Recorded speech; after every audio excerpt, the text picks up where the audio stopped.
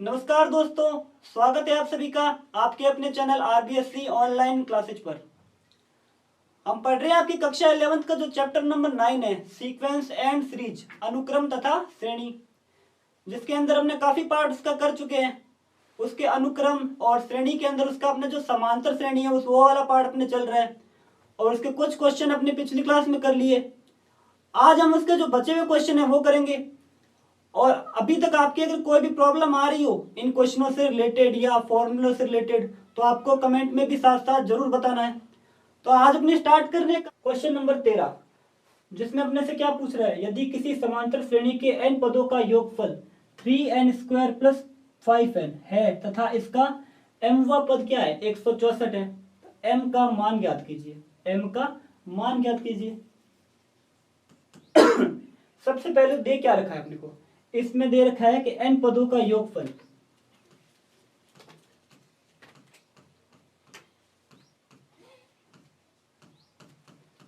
वो योगफल है कितना, 3n² और प्लस का 5n। ये चीज अपने को दे रखी है। एक बार इस योगफल को भूल जाए अपने क्वेश्चन में, सिंपल फॉर्मूला लगाते हैं, n पदों का योगफल क्या होता है,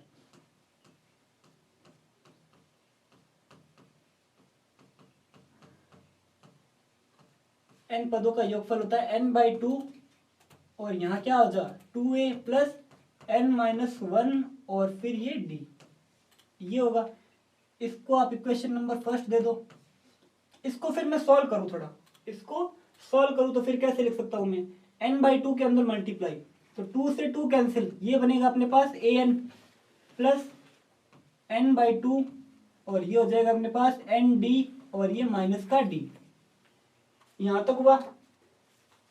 फिर इसको मैं ऐसे लिखूं तो ये an और प्लस का ये कितना हो जाएगा, n² बट्टा 2 इंटू डी और माइनस कितना हो जाएगा nd बट्टा 2, nd बट्टा 2। जो अपने क्वेश्चन में दे रखा है वहां दोनों टर्म किस में, एक है n² में और एक टर्म अपने पास है n में। तो वैसी ही शक्ल इसमें बनाए तो n² का तो एक ही पद है, n² का एक ही पद है, लेकिन n के पद यहाँ दो है, तो इन दोनों में से n कॉमन ले तो अंदर बचेगा a माइनस d/2 और ये n प्लस n² बट्टा 2 इंटू डी। इसको दो आप समीकरण नंबर 2। अगर मैं इस इक्वेशन फर्स्ट और इक्वेशन सेकंड की n² तथा n के जो गुणांक है उसकी तुलना करूं तो, यानी यहां जो समीकरण फर्स्ट है वह सेकंड की तुलना से, इसकी जब अपने तुलना करेंगे तो n² और n के गुणांक देखने हैं सिर्फ। यहां n का गुणांक है a माइनस d/2,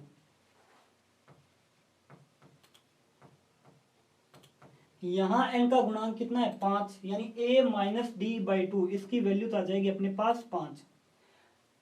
यहां n² का गुणांक कितना है d/2, d/2 है n² का गुणांक और यहां n² का गुणांक कितना है 3। तो इसको अगर अपने सॉल्व करें तो d की वैल्यू कितनी आ जाएगी, 3 इंटू 2 6, d का मान कितना आ जाएगा 6। जब d का मान 6 आ गया तो फिर जो a माइनस d/2 ये कितना है अपने पास 5, तो a माइनस कितना हो जाएगा ये 6 बट्टा 2 इक्वल्स टू 5, यानी a की वैल्यू कितनी हो जाएगी ये 8, माइनस का 3 है वो इक्वल के साइड जाके क्या हो जाएगा प्लस का 3, तो a का मान आ जाएगा अपने पास 8। अब अपने पास d की वैल्यू निकल गई, a की भी वैल्यू निकल गई। पूछ क्या रहा है, तथा इसका mवा पद 164 है तो m का मान ज्ञात कीजिए। यानी जो mवा पद है वो तो अपने को दे रखा है, वो कौन सा है 164।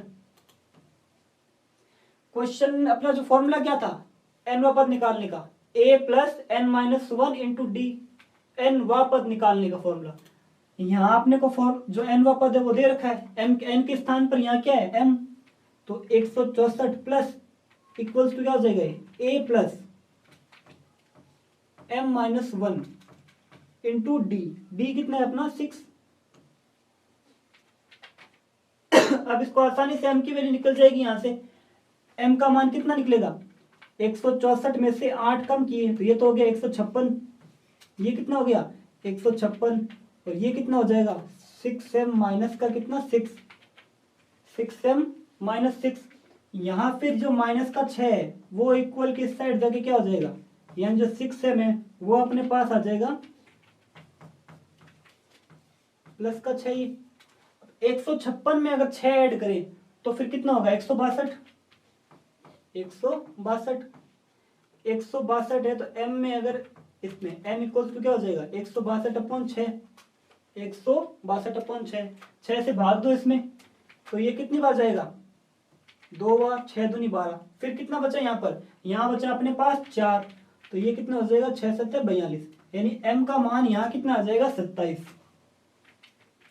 कुछ नहीं करना था, m पदों का योगफल अपने को दे रखा था, एक अपने डायरेक्ट फॉर्मूला लगाया, फॉर्मूले में दोनों में n और n स्क्वायर के गुणांकों की तुलना की, तुलना से अपने पास a और d के मान आ गए, और अपने को अंतिम पद यानी जो m वा पद है वो भी दे रखा है 164, तो फिर अपने m की वैल्यू यहाँ आसानी से निकाल लेंगे।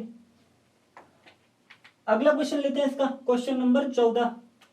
8 और 26 के बीच ऐसी 5 संख्याएं डालिए ताकि प्राप्त अनुक्रम क्या हो जाए, एक समांतर श्रेणी बन जाए। प्राप्त अनुक्रम एक समांतर श्रेणी बन जाए। पहले अपने को एक प्रथम पद दे रखा है, अंतिम पद दे रखा है, क्योंकि संख्याएं जो 5 संख्याएं डालनी है वो इनके बीच में डालनी है। तो 8 तो हो गया प्रथम पद,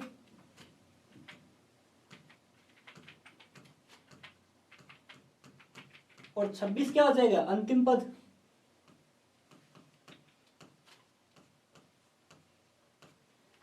यहां तक हुआ, यानी अंतिम पद अपना यहां पर क्या हो गया 26।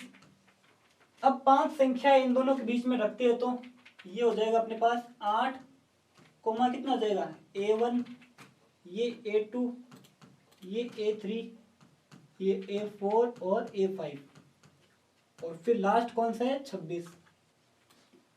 हमने 8 और 26 के बीच में 5 संख्याएं रख दी। तो n बराबर कितना हो गया टोटल पद, 2 पद तो पहले से दे रखे हैं 8 और 26, 5 पद हमने बीच में इसमें माने a1 से a5, तो n की वैल्यू कितनी हो जाएगी टोटल 7, n की वैल्यू 7। अब इस क्वेश्चन में आपके पास क्या क्या है, प्रथम पद है, अंतिम पद है और n की वैल्यू है, तो सार व अंतर आराम से निकाल लेंगे। m वा पद या n वा पद का फॉर्मूला क्या होता है a plus n minus 1 into D, तो वो n वा पद है मान लो 26, तो 26 इक्वल्स टू क्या हो जाएगा a प्लस यानी 8 प्लस n माइनस 1, n की वैल्यू कितनी है 7, तो ये 7 माइनस 1 इंटू डी, इंटू यहाँ पर क्या आ जाएगा d, तो फिर यहाँ 8 प्लस कितना हो जाएगी 26 में से आप 8 कम किए तो इक्वल के साइड तो कितना हो जाएगा 18, यानी यहाँ तो हो जाएगा 26 माइनस 8, यहाँ हो जाएगा ये कितना 7d और माइनस का 7d, 7d माइनस d। 26 में से 8 कम करो, पीछे कितने बचे अपने पास 18,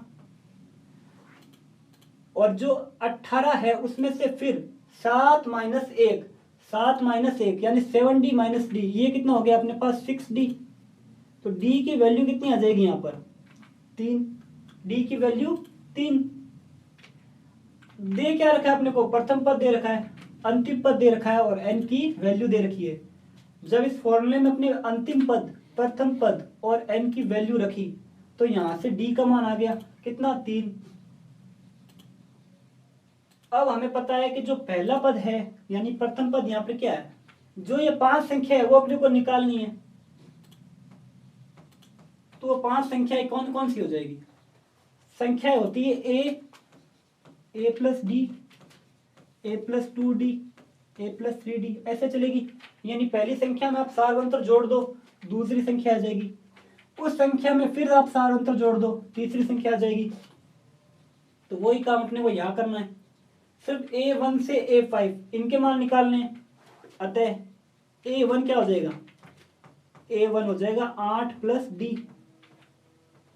8 प्लस डी, 8 प्लस डी यानी 8 प्लस 3, ये हो गया 11। A2 कितना हो जाएगा, A2 हो जाएगा 8 प्लस 2D, ये कितना हो जाएगा 11 प्लस 3, इसको कितना कर देंगे अपने 14, 11 प्लस 3 14। A3 कितना हो जाएगा, A3 हो जाएगा 8 प्लस 3D, यानी जो संख्या आ गई अपने पास 14, उसमें से फिर आप ऐड कर दो कितना 3, तो ये कितना हो गया अपने पास 17। A4 कितना निकल जाएगा फिर, A4 होगा अपने पास 8 प्लस 4D, यानी जो 17 निकला है उसमें फिर आप 3 ऐड कर दो, 17 में 3 फिर ऐड कर दो, क्योंकि जो संख्या निकल रही है, जो संख्या, जो पद अपने को ज्ञात हो रहा है, उसमें फिर एक बार सार्वंतर ऐड करेंगे तो फिर जो अगली संख्या है वो अपने को मिलेगी। तो 17 और 3 यहाँ कितने हो जाएंगे 20, और A5 कितना हो जाएगा यहाँ पे, A5 हो जाएगा 8 प्लस 5D, तो ये हो जाएगा 20 प्लस 3, 20 प्लस 3 कितने हो गए 23।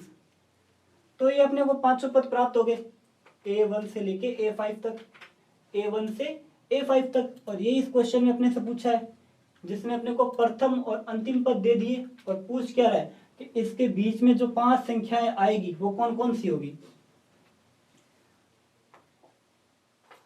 अगला क्वेश्चन ले इसका, वो क्या दे रखा है अपने को, यदि an प्लस ए की पावर n प्लस बी की पावर n अपॉन में क्या है इसका a की पावर n-1 प्लस b की पावर n-1 a तथा b के समांतर मध्य हो तो n का मान ज्ञात कीजिए।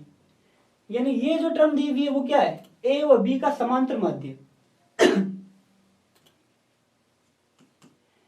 पहली बात, a व b का अगर समांतर माध्य निकालेंगे तो कैसे निकालेंगे, संख्या कितनी है 2, तो दोनों संख्याओं को जोड़ के उसमें 2 का भाग लगेगा, a प्लस बी बाई 2। तो प्रश्नानुसार यहां आपने को दे क्या रखा है,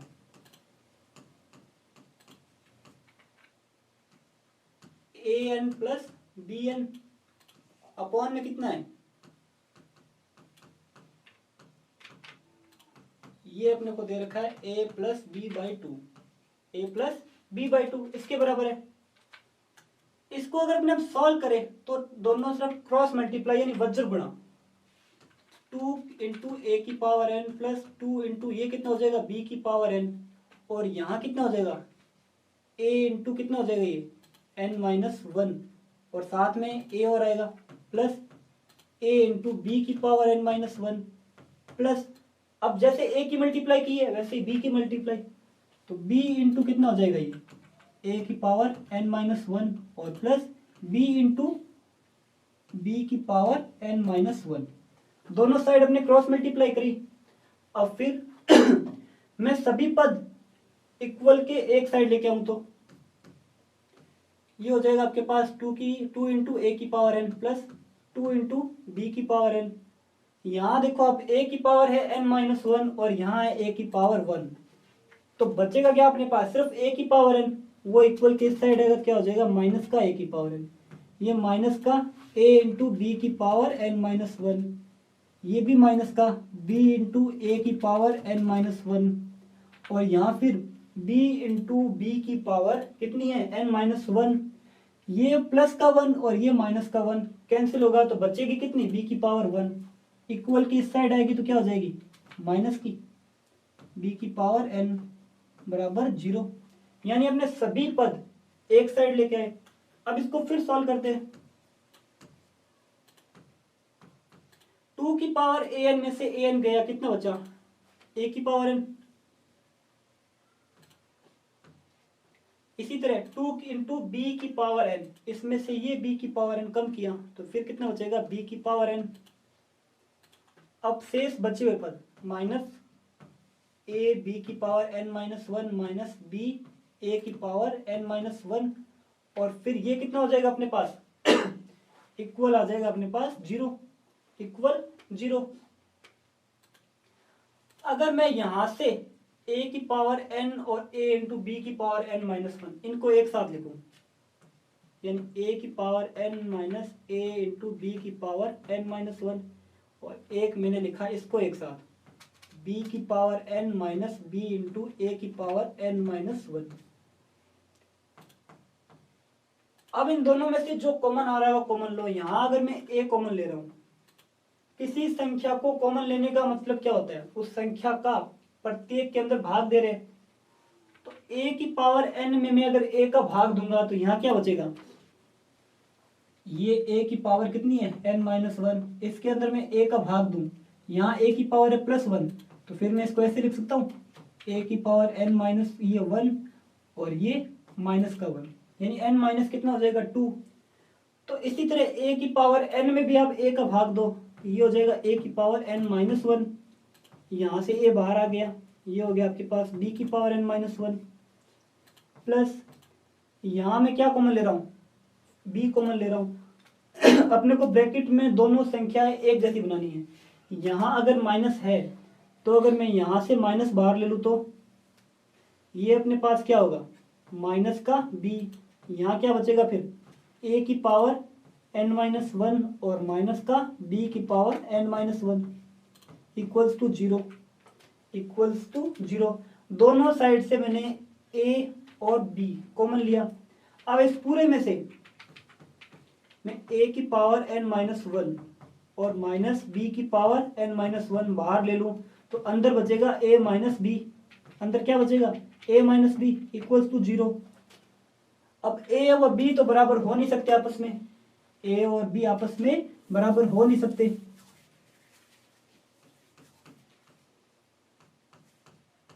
जो ये गुणनखंड है a minus B equals to zero, इसको छोड़ के फिर अपना कौन सा लेना पड़ेगा, a की power n minus one, a की पावर कितना है n minus one, minus b की पावर कितना है n minus one equals to zero, equals to यहाँ क्या आ जाएगा जीरो।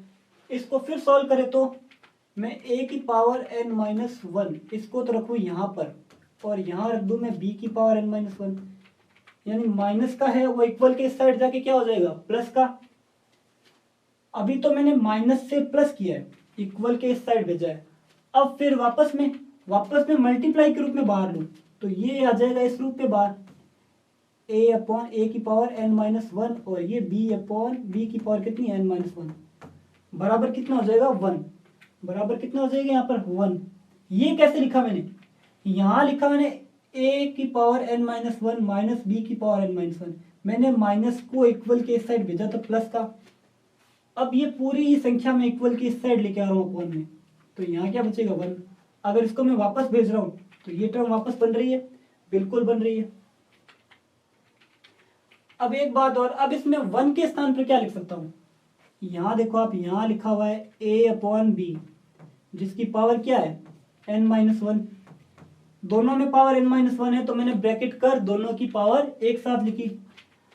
इस वन को मैं ऐसे लिख सकता हूँ a बट्टा बी की पावर जीरो, a बट्टा बी की पावर जीरो। किसी की भी पावर जीरो हो उसका मान कितना आता है वन। यहाँ हमें दोनों के आधार सेम बनाने हैं, इसके आधार सेम बनाने हैं। तो यहाँ जैसे a बट्टा बी था तो यहाँ भी हमने वन के स्थान पे क्या रखा a बट्टा बी की पावर जीरो, चूंकि आधार समान है।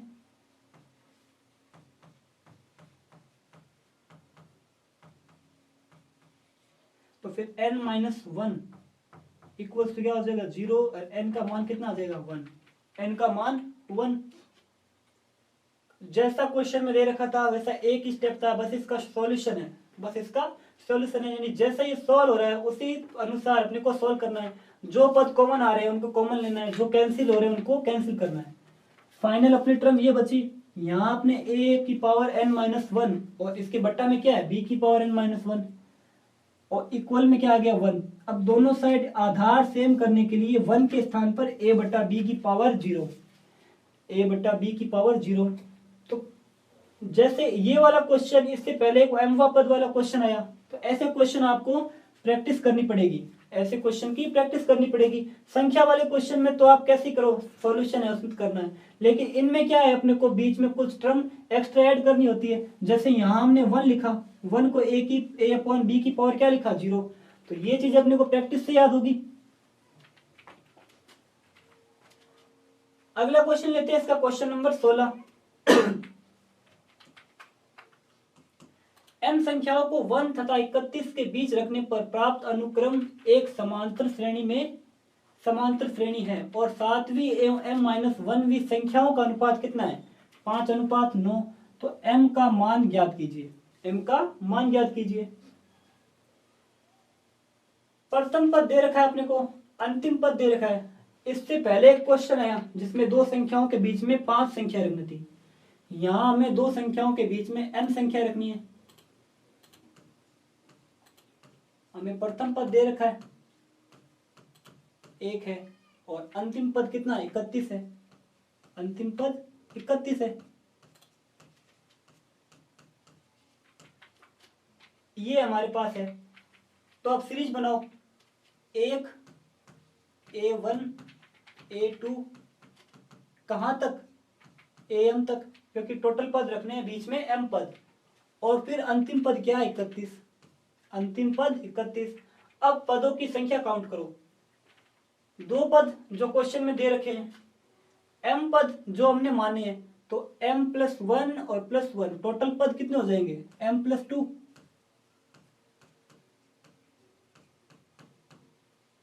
m+2। दो पद क्वेश्चन वाले, m पद जो हमने बीच में माने, तो कुल पद हो गए m+2। अब अंतिम पद वाला फॉर्मूला लगाए, तो ये अपने पास कितना है, ये अपने पास है 31। ये कितना है, 31। तो 31 इक्वल्स टू a प्लस, यानी 1 प्लस n-1d। n के स्थान पर यहां पद कितने हैं, m+2 -1 और इंटू क्या आ जाएगा, d, इंटू d। 31 में से एक कम किया तो ये कितना बचा, 30। ये बचा 30। 30 प्लस m+1 और ये कितना है, d। तो मैं यहां से अगर d की वैल्यू निकालना चाहूं तो कैसे निकालूंगा, यहां अपने को m ज्ञात नहीं है, m ज्ञात नहीं है, तो मैं d का मान m के पदों में रखूं तो d बराबर 30 अपॉन कितना, m+1। यह आ गया अपने पास d का मान। अब फिर क्वेश्चन के अकॉर्डिंग चलो। क्वेश्चन की जो पहली लाइन थी वहां तक हमने सॉल्व किया। अब उसकी अगली लाइन क्या है, सातवीं और m-1वीं संख्या। यहां डायरेक्ट अपने को संख्या दे रखी है, एक तो सातवीं संख्या और एक कौन सी संख्या है, m-1वीं संख्या। तो इसमें तो अपने कुछ बदली करनी नहीं है, यानी जैसी संख्या है वैसी लिखनी है। तो अपने पास संख्या कौन कौन सी हो जाएगी, सातवीं संख्या a+7d, और फिर m-1वीं संख्या, यानी ये हो जाएगा a प्लस कितना, m-1 और d। इन संख्याओं का अनुपात कितना है, 5:9। तो ये हो जाएगा 5/9, 5/9। अब इसके अंदर अपने को ज्ञात क्या क्या है वो लिख दो। यहां हमें d की वैल्यू ज्ञात है और a की वैल्यू ज्ञात है, तो इसको फिर मैं ऐसे लिख सकता हूं, a की वैल्यू कितनी है, 1, तो 1 + 7d। अब यहाँ d की वैल्यू अपने को पता है, d की वैल्यू कितनी है, 30 अपॉन m+1। तो ये हो जाएगा अपने पास 1 + 30 अपॉन कितना हो जाएगा, ये m+1, और इसके बट्टा में कितना आ जाएगा, a की वैल्यू 1 + m-1, और यहाँ कितना हो जाएगा 30 अपॉन m+1, और इक्वल के इस साइड क्या हो जाएगा 5/9। इसको फिर सॉल्व करें तो अंश व हर दोनों में m+1 एलसीएम ले।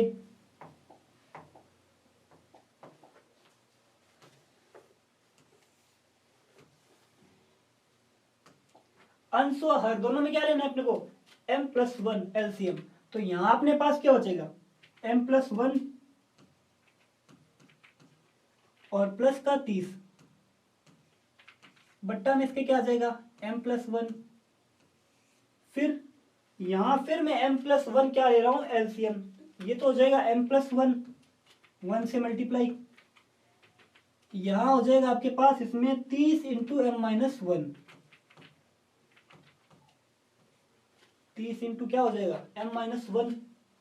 और इक्वल के इस साइड अपने को क्या दे रखा है 5/9। इक्वल के इस साइड दे रखा है 5/9 और इसके भी अपॉन में क्या एम प्लस वन।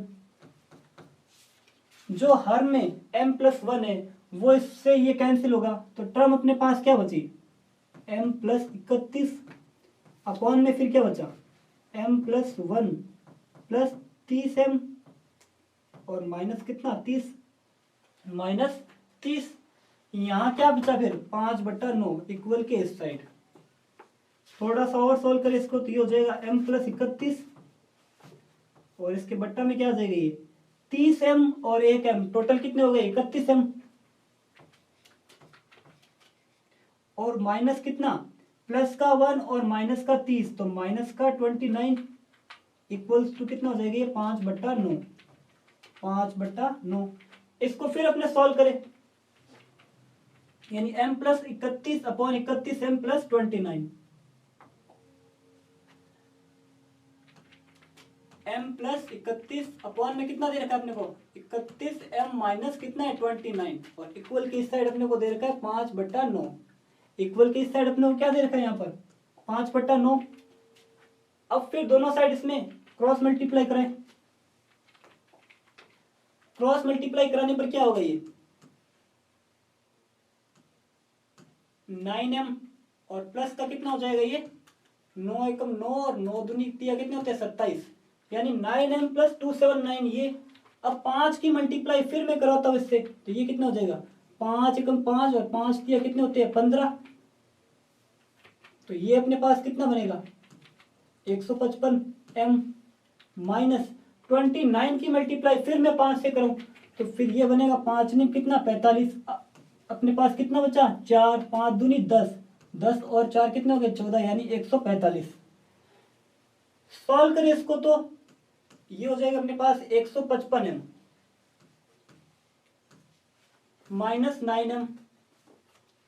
संख्या मैंने क्या रखी है यानी जो m के गुणांक है वो इक्वल के साइड रखे हैं तो जो ये बचे हुए गुणांक है वो इक्वल के साइड भेज दो तो ये हो जाएगा 279 और जो माइनस का 145 है वो आपके पास हो जाएगा प्लस का 145।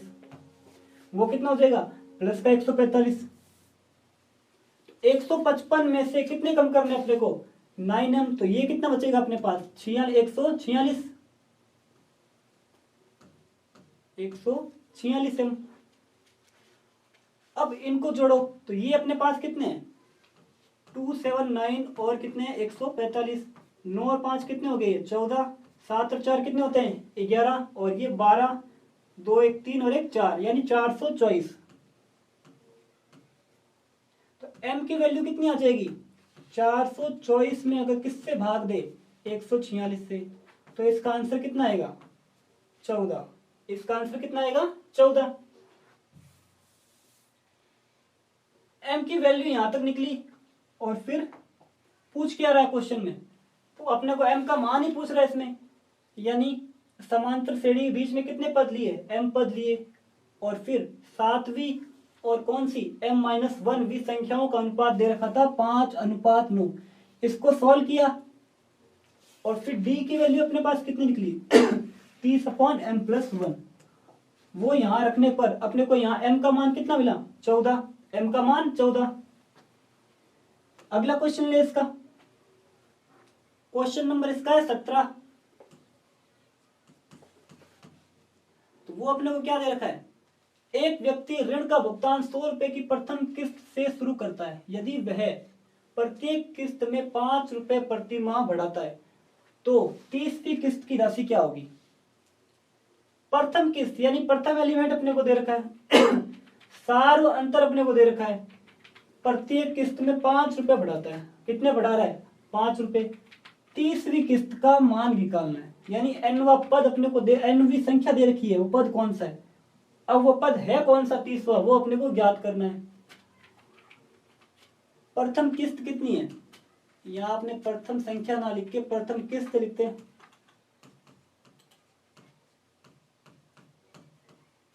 वो है अपने पास 100। सार व अंतर कितना है यहां पर 4 1 3 5, तो श्रेणी कौन सी बनेगी? 100, 105, 110, 115, ये बनेगी। और ये कहाँ तक जाएगी? ये जाएगी आपकी 30वीं किस्त तक, यानी टोटल 30 पद होंगे। अब वो 30वां पद कौन सा है वो अपने को निकालना है। तो फॉर्मूला क्या होगा अपना? a plus 100 plus n minus 1। n कितना है? 30, तो 30 माइनस 1 इंटू कितना होगा? d, यानी 5 इंटू 5। फिर उसको सॉल्व करें तो 100 प्लस 29 इंटू कितना हो जाएगा? ये 5, यानी 100 प्लस 5 निम कितने? ये 45। कितनी की इसमें पावर? 4, 5 दूनी 10 और 4 कितने होते हैं? 14, यानी 145। 100 प्लस 145 245, यानी जो 30वीं किस्त है वो क्या है? 245। सबसे सिंपल क्वेश्चन, प्रथम किस्त दे रखी है, सारांश दे रखा है और 30वीं किस्त पूछी। अगला क्वेश्चन ले इसका। इसमें अपने को क्या दे रखा है? एक बहुभुज के दो क्रमिक अंतः कोणों का अंतर कितना है? 5 डिग्री। यदि सबसे छोटा कोण कितना है? 120 डिग्री हो तो बहुभुज की भुजाओं की संख्या ज्ञात कीजिए। इस क्वेश्चन में मामला सारा कोण में दिया हुआ है।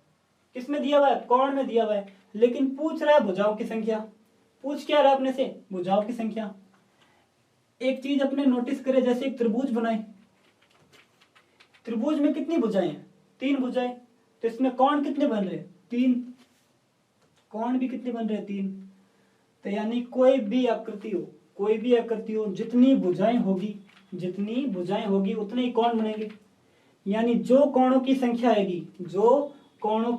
आएगी वही संख्या किसकी होगी? भुजाओं की संख्या होगी।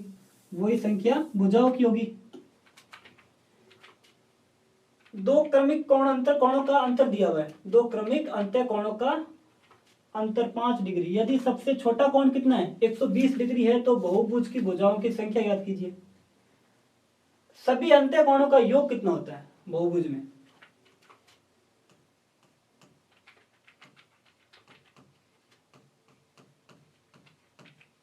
बहुभुज में सभी अंत्य कोणों का योग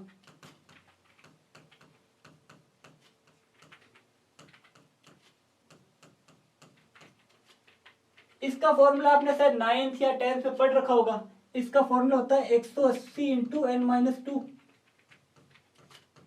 इस क्वेश्चन में ये फॉर्मूला आपको याद होना चाहिए, 180 डिग्री इंटू n-2, सभी अंत्य कोणों का योग। यदि सबसे छोटा कोण है वो कितना दे रखा है अपने को? 120 डिग्री। सबसे छोटा कोण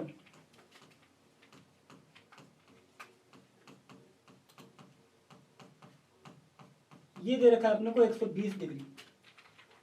एक दे रखा है प्रत्येक दो अंत्य कोणों का अंतर, यानी दो क्रमिक अंत्य कोणों का अंतर। इसका मतलब ये क्या हुआ? इसका सार्व अंतर,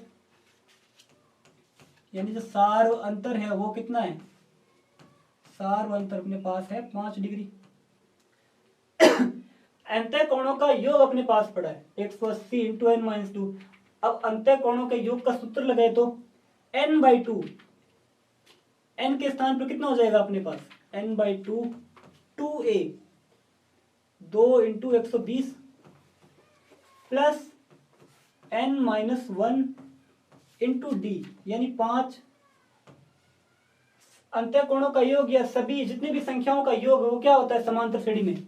n/2 2a plus n-1 into 2, n/2 2 into a plus n-1 into D. D क्या है अपने पास? 5 डिग्री। अब एक फॉर्मूले से इसका मान कितना है? 180 इंटू n-2, ये है। दोनों साइड सॉल्व करें तो इस 2 की मल्टीप्लाई तो मैं इक्वल के इस साइड कर देता हूं, सिर्फ n की मल्टीप्लाई यहां करूं तो 12 दूनी कितने होते हैं? 24, यानी 240n प्लस ये n और ब्रैकेट में कितना हो जाएगा? 5n माइनस कितना होगा? 5। अब जो ये 2 है उसकी मल्टीप्लाई यहां, यानी 2 इंटू